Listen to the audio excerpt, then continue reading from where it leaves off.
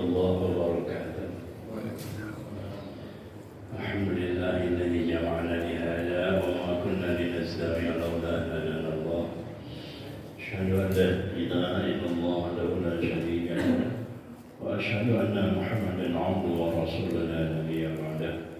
سبحانك لا علم لنا إلا ما علمتنا إنك أنت العليم الحكيم. وقال ربي اشرح لي صدري ويسر لي أمري واحلل عقدة من لساني يفقهوا قولي. ربي اشرح لي صدري ويسر لي أمري واحلل عقدة من لساني يفقهوا قولي. ربي اشرح لي صدري ويسر لي أمري بجاه سيدنا محمد صلى الله عليه وسلم. على هذه النية الفاتحة. أعوذ بالله من الشيطان الرجيم. بسم الله الرحمن الرحيم. الحمد لله رب العالمين الرحمن الرحيم مالك يوم الدين.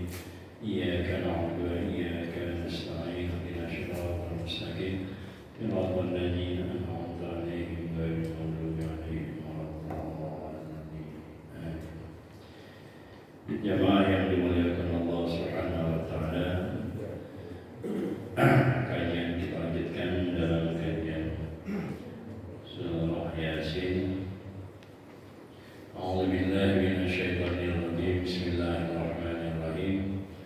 Wa ma 'allamnahu syi'ra wa ma yanbaghi lahu in huwa illa dzikrun wa qur'anun mubin liyunzira man kana hayyan wa yahiqqa al-qawlu 'ala al-kafirin. Kemarin kita sudah membahas tentang maziyatul Quran, kelebihan Al-Quran, mana Al-Quran itu diturunkan oleh Allah dan dijaga oleh Allah Subhanahu wa ta'ala. Cara menjaganya macam-macam. Ada cara menjaganya dengan Allah tanamkan kenikmatan orang yang membacanya. Jadi cara Allah menjaga Al-Quran itu inna nahnu nazzalna dzikra wa inna lahu lahafidun. Kami turunkan Al-Quran dan kami yang menjaganya. Bagi kita yang sudah tua begini nggak kebayang apa Al-Quran. Jadi bagi orang-orang anak-anak yang dimiliki kecerdasan itu sangat sekali mudah menghafal Al-Quran. Mudah-mudahan ini menjadi ladang amal kita. Juga caranya itu dengan cara Al-Quran itu diamalkan. Jadi cara pengamalnya itu macam-macam. Jadi ada orang yang diceritakan itu, ada orang beragama Nasrani mau sakaratul maut, ya, mau lagi di rumah sakit lah kurang lebih. Oleh tetangganya itu dia bilang saya nggak bisa doa, tapi saya baca Quran aja di samping ada, gitu. Nah dia pikir doa itu sama, akhirnya silakan baca Quran. Sebelum membaca Al-Quran itu yang sakit itu minta tolong. Pertama, tolong diberikan sarapan, saya belum sarapan. Berikan sarapan. Kemudian setelah itu karena kalau kondisi sakit disuapin sama yang muslim, disuapin satu-satu gitu. Setelah disuapin ditisuk, dilap itu mulutnya bekas bubur itu bekas sarapan. Akhirnya setelah itu dikasih minum juga. Dikasih minum orang sakit itu. Kemudian setelah dikasih minum, dia minta kakinya dipijit karena dingin sekali gitu. Dipijit gitu. Padahal ini orang hanya tetangganya, bukan saudara. Setelah itu waktu dia mau buka Al-Quran, mau baca itu, A'udzubillahi minasyaitonirrajim. Bismillahirrahmanirrahim. Kata yang sakit, nggak usah dibaca Al-Quran. Saya nggak usah dibaca Al-Quran. Kenapa rupanya? Akhlak Anda itu akhlak yang mencibirkan Al-Quran. Karena saudara saya, suami saya tidak ada yang memperhatikan saya setelah beberapa hari saya di rumah sakit. Jadi saya sudah dari baca Al-Quran, saya sudah percaya dengan akhlak Anda. Itu orang akhirnya masuk Islam ya. Ini kisah nyata nih Pak, ini cerita dari jamaah saya. Ini kisah nyata, ini orang yang sakit itu masuk Islam. Karena apa? Karena melihat itu akhlaknya Al-Quran. Sama ketika Siti Aisyah ditanya kaifa khuluqun Nabi, bagaimana akhlaknya Rasulullah? Siti Aisyah memperinci bangunnya jam sekian, ini sarapan jam sekian, makannya pakai apa? Enggak. Siti Aisyah berkata, kan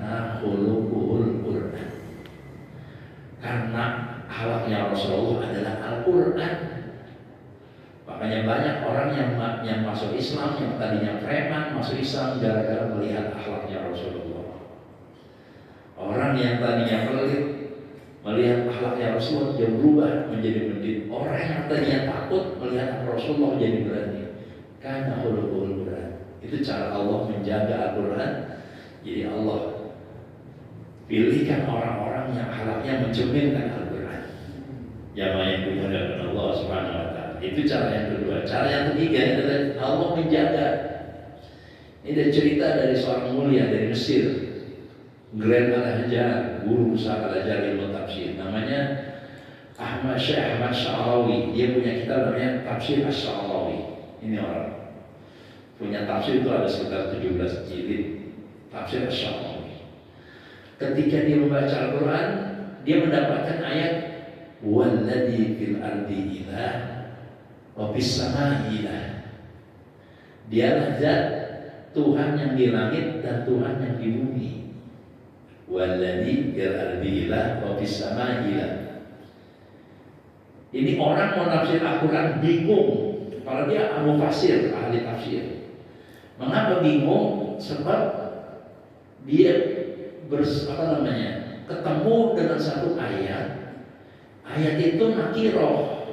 Nakiroh itu nama yang nggak tahu juntrungannya jumlahnya. Kalau ma'rifat tahu jenisnya, jumlahnya tahu, namanya nakiroh. Dalam kaidah umum tafsir ada istilah idza taqarratir nakiratu.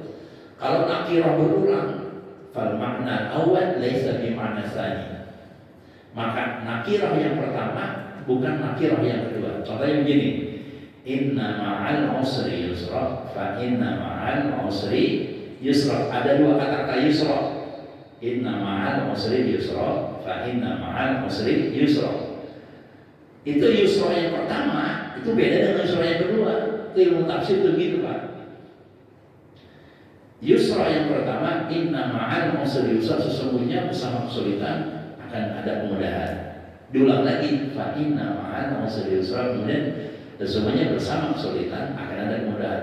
Kemudahan di ayat yang pertama itu beda dengan kemudahan di ayat yang kedua. Jadi kalau begitu, kalau misalnya walladzi fil ardi ilah wa fis samai ilah, dialah Allah, Tuhan di langit dan Tuhan di bumi. Kan namanya nakirah nih, berarti kemungkinan ada dua ini. Tuhan yang di bumi beda dengan Tuhan yang di langit. Jadi kalau gitu Tuhan gak esa dong. Bingung ini orang nafsirin bagaimana ini, subhanallah. Jadi kalau misalnya penafsiran seperti kaidah tadi, berarti Tuhan di bumi beda, Tuhan di langit beda, karena sama nakirah. Sedangkan kaidah tafsir mengatakan kalau ada pengulangan nakirah, maka nakirah yang pertama beda makna dengan nakirah yang kedua. Bingung, dia datang ke rumah gurunya. Gurunya di dalam, dia ketuk pintu. Assalamualaikum. Ya, tunggu sebentar. Waktu dia nunggu itu gurunya keluar, jamaah Allah muliakan, ada orang yang dia tidak kenal. Yang tidak kenal, itu orang masih tahu dia. Seakan-akan tahu nih orang, dia bilang, itu sebelum kata-kata ilah, sebelumnya ada alladzi. Jadi nggak nakirah lagi, jadi ma'rifat.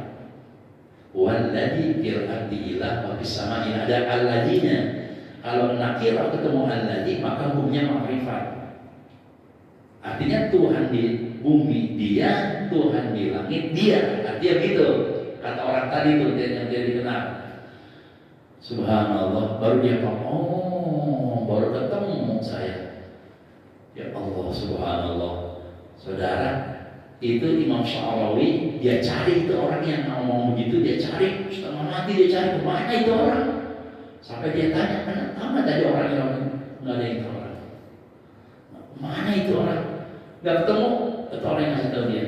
Akhirnya dia berkata, subhanallah, Allah kalau menjaga Al-Quran, dari siapa aja itu petunjuknya, saya jadi paham itu Al-Quran. Begitu Allah cara memuliakan Al-Quran, begitu saudara yang dimuliakan oleh Allah SWT. Makanya bisa dikatakan liyunzira man kana hayya wa yahiqal qawlu 'alal kafirin.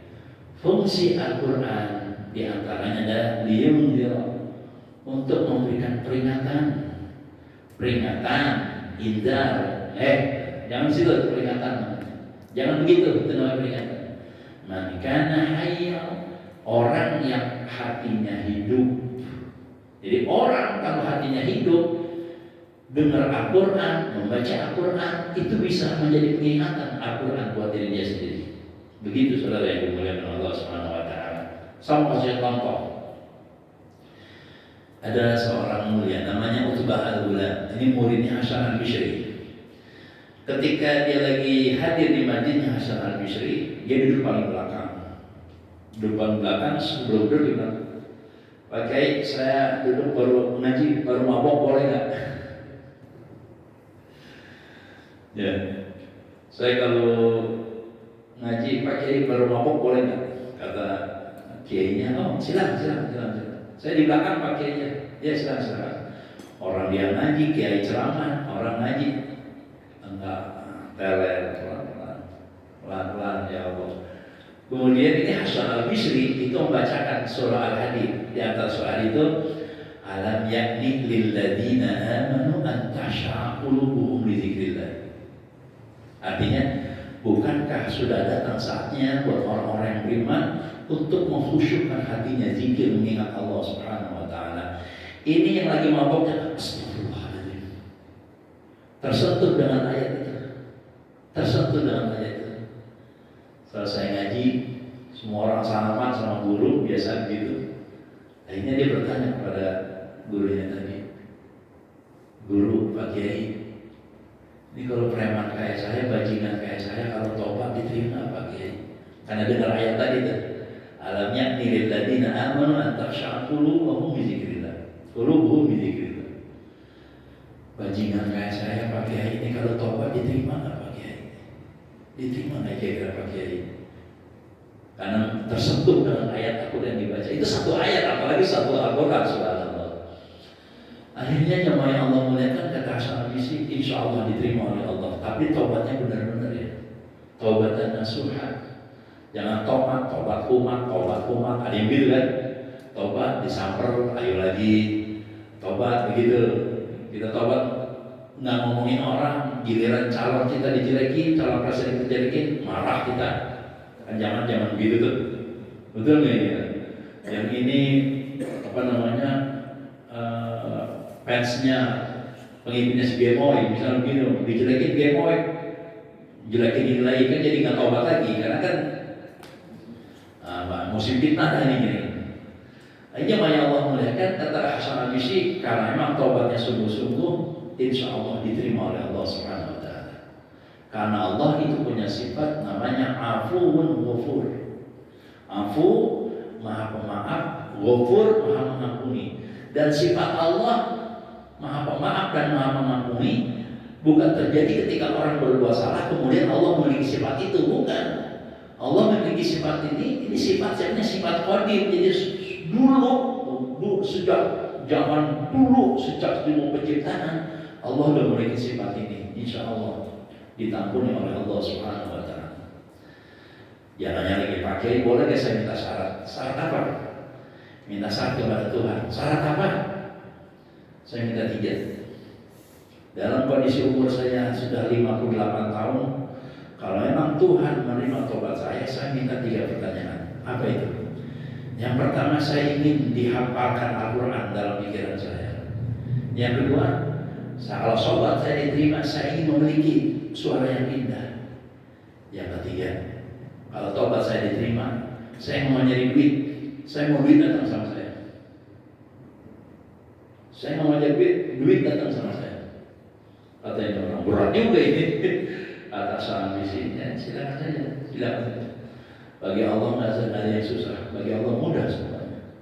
Dia tobat setobat-tobatnya, dia tinggalkan mabok-mabok, dia tinggalkan segala masa maksiat, dia tobat kepada Allah. Umur 59 tahun, dia hafal Al-Quran. Ketika dia baca Al-Quran, orang yang mendengar suaranya, Utbah Al-Ghulam, itu tersentuh hatinya, bisa pindah agama. Yang terakhir, setiap hari itu di depan rumahnya ada saja yang datang rezeki dari Allah Subhanahu wa taala. Sebab kenapa? Al-Quran itu mendengar Al-Quran, ayat Allah Subhanahu wa Ta'ala. Nah, pertanyaan, kalau kita udah baca Quran tapi hati kita belum pernah tersentuh, nah itu masalahnya apa? Kita kan baca Quran sering. Tadi baca Subhanalladzi asra bi 'abdihi lailan minal masjidil haram. Itu kan kalau kita hati kita itu sentuhnya, bukan tersentuhnya, bukan apa bagaimana kata-kata subhana, mengapa kata alladzi, mengapa asra, mengapa dengan bi 'abdihi bukan bi rasulihi, mengapa minal, mengapa masjidil haram, mengapa ilal masjidil aqsa. Itu alladzi baraka, mengapa baraka, mengapa haulahu. Itu kalau hati yang lembut saudara, itu bisa tersentuh itu ayat ini. Apalagi baca orang tua lagi beliau, kita mesti iri ini. Subhanallah, maaf, Masya Allah. Tuh. Tapi pertanyaannya, mengapa Al-Quran kita baca, bakal ada orang yang indahnya bukan main membaca Al-Quran, tapi kayaknya hatinya tidak tersentuh, mengapa? Itu pertanyaannya. Kalau itu para kori-kori kalau kita maulid, indahnya bukan main gitu. Baca Quran. Bismillahirrahmanirrahim.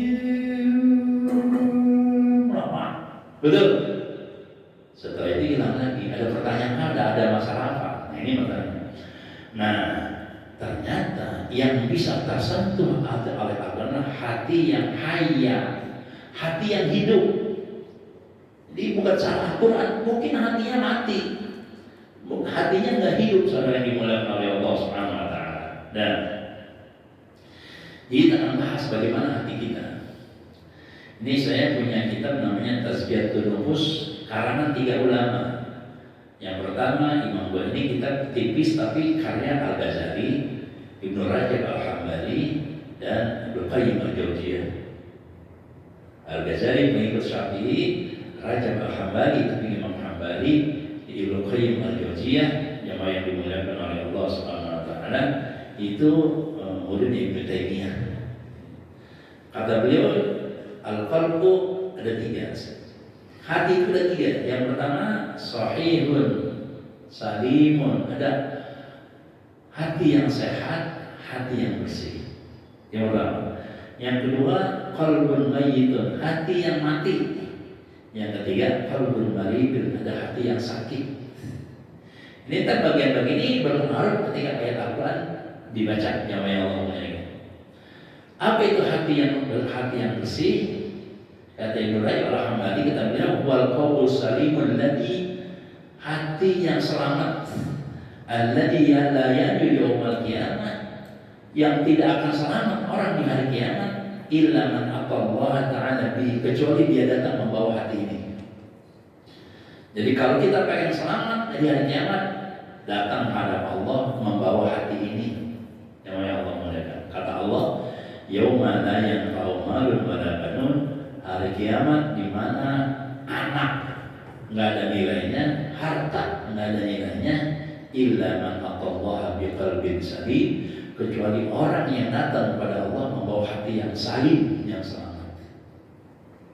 Siapa itu hati yang salim? Kata beliau, innahul qalbu, itu hati alladzi salima min kulli syahwatin, yang terbebas dari syahwat nafsu, hati itu.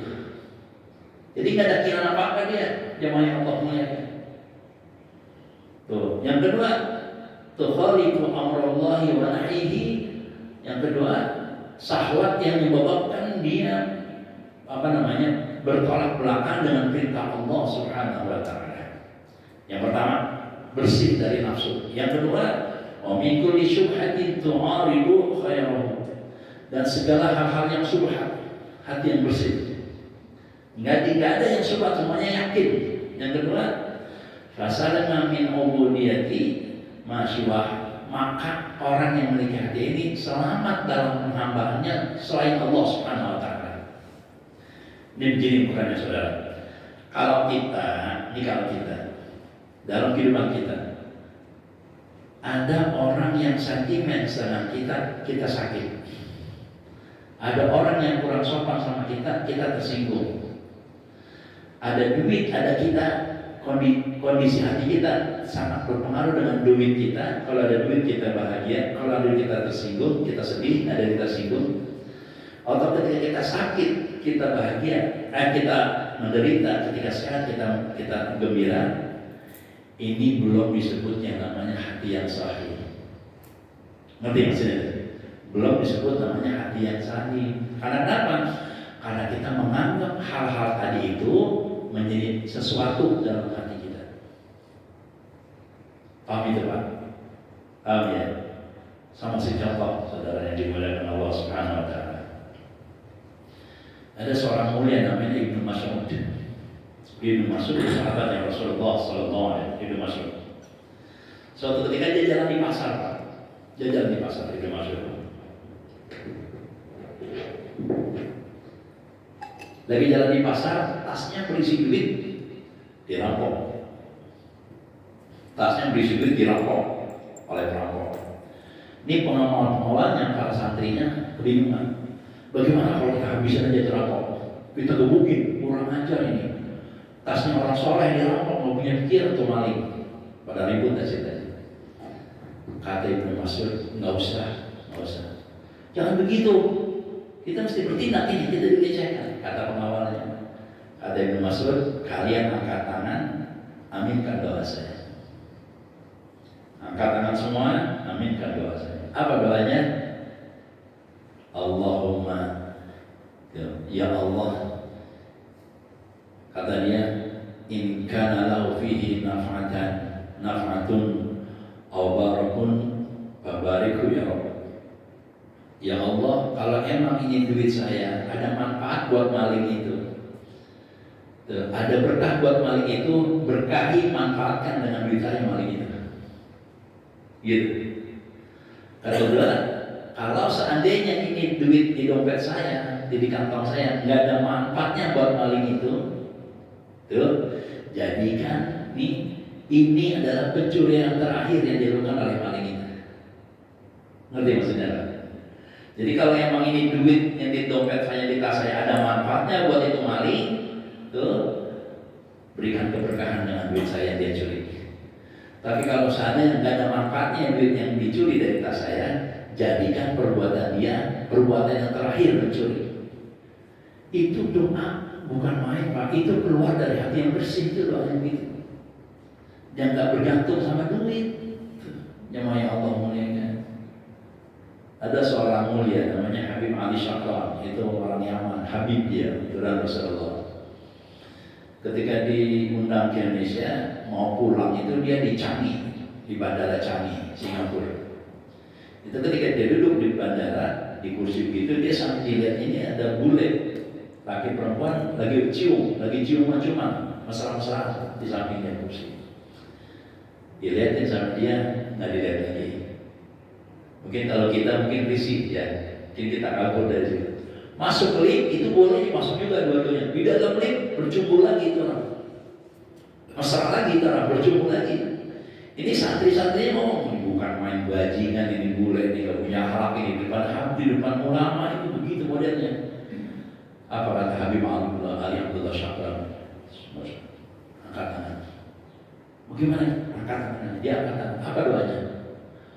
Allahumma farrihhuma bil akhirah kama farahtahuma fid dunya. Ya Allah, gembirakan ini orang nih di akhirat nanti sebagaimana Engkau gembirakan mereka berdua di dunia. Gembirakan ini orang di akhirat nanti sebagaimana Engkau gembirakan keduanya di dunia. Itu hati muncul, doa kayak gitu muncul dari hati yang bersih, saudara yang dimuliakan oleh Allah Subhanahu wa Ta'ala. Karena apa? Tadi hatinya udah nggak ada dunia lagi, nggak ada ambisi apa-apa. Nafsu direndam, segala malam direndam. Yang ada cuma Allah. Itu hati yang gitu namanya qalbun salim. Qalbun salim. Jadi kalau kita, mohon maaf, yang Allah muliasa, merasa tinggi dengan derajat kita, merasa mulia dengan materi kita, merasa mulia dengan umur kita, merasa mulia dengan segala macam kita miliki, bisa dipastikan hati kita belum bersih. Karena sesuatu ikatannya yang itu tadi yang saya sebutkan itu, yang pangkat, yang jabatan, yang segala macam, yang itu menjadi sesuatu banget buat kita. Nah itu mengotori hati. Itu mengotori hati. Yang Allah muliakan. salima min tahkimi ghairi rasulih, dan dia selamat dari menyalahkan Rasulullah sallallahu alaihi wasallam. Fa khalasat ubudiyatuhu lillah, maka orang yang hatinya begini nih, penghambaannya murni karena Allah Subhanahu wa taala. Bagaimana iradatan, keinginannya sesuai dengan keinginan Allah, mahabbatan, kecintaannya, tawakkulan, ketawakalannya, inabatan, bersandarnya, ikhbatan, tunduknya, khasyatan, takutnya, rojaan, tuh berharapnya, khalasu amalahu, khalasu amalu lillah, tuh amalnya ikhlas semata-mata karena Allah. Fa in habba fillah, kalau dia suka karena Allah. Wa in abghadha fillah, kalau dia marah karena Allah. Wa in ata lillah, kalau dia ngasih karena Allah. Wa in mana lillah, kalau dia melarangnya karena Allah.